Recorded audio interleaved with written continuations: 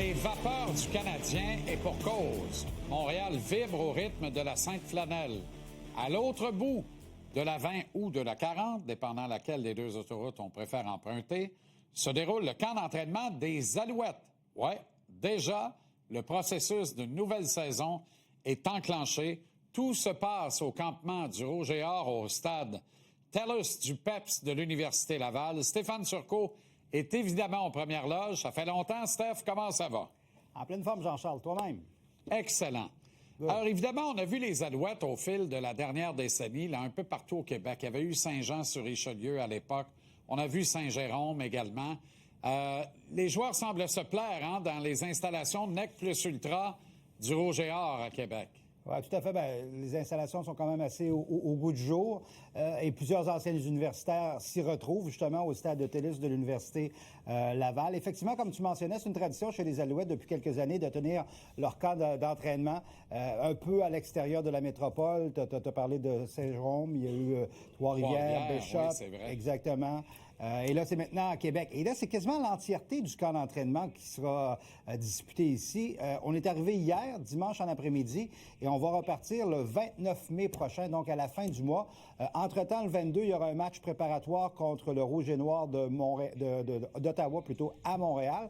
Et la saison officielle 2026 de la Ligue canadienne de football pour le Rouge et Or, mais les Alouettes vont débuter le 6 juin prochain à Hamilton contre les Tiger Cats. Puis ce qui était rigolo, et ce qui est rigolo un peu depuis hier, c'est que il y a environ une dizaine d'anciens membres, soit des Carabins de Montréal, soit du Rouge et Or, qui doivent maintenant comme cohabiter ensemble. Bien, la bonne nouvelle là-dedans, c'est que le football est en santé au Québec. Adam Rita, un ancien DG des Argonauts de Toronto, me disait il y a quelques années que le Québec était devenu un peu le Texas du Canada, tellement il y a un bon produit de football ici. Mais n'empêche, cette rivalité entre les Carabins et le Rouge et Or, là, on doit la tasser de côté, mais c'était assez drôle de voir les gars des Carabins notamment arriver hier au stade TELUS, en commençant par Danny Machocha, le directeur général des Alouettes, qui a été entraîneur chez les Carabins. Qu'est-ce que j'ai trouvé intéressant, par contre, c'est que hier, quand j'ai sorti du vestiaire, puis je me suis rendu au terrain, il n'y avait pas de sécurité. Alors ça fait du bien. C'est le fun. C'est sûr qu'il y a des petites blagues. C'est sûr que historiquement, je suis pas un fan de la place ici, personnellement. Mais honnêtement, c'est un super beau building. Notre vestiaire est là-bas aussi, puis c'est toujours la même marche qu'on faisait quand on était au Carabin. Un petit peu moins de monde qui nous crie après quand on rentre, par exemple. Mais oui, quand on a fait la marche hier, c'est sûr que c'était des bons souvenirs. Moi, je suis plus que convaincu que c'est un marché football pour la Ligue canadienne, la Ville de Québec. Je suis convaincu que ça peut fonctionner. Puis je souhaite, s'il y en a une 10e équipe, ça sera ici, au Québec. Ah ben là, tu m'as devancé avec la dernière clip de Danny Machocha parce que ça grenouille beaucoup. Il y a beaucoup de conversations. On a vu le nouveau format des séries éliminatoires. Le nouveau commissaire de la LCF qui ne s'est pas caché, lui. Il vise 10 équipes là, demain, puis 12 après-demain. Alors, il en veut 12 idéalement.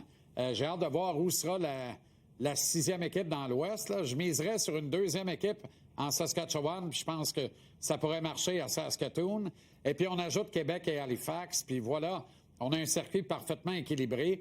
Qu'est-ce que ça dit à Québec actuellement de ce projet-là?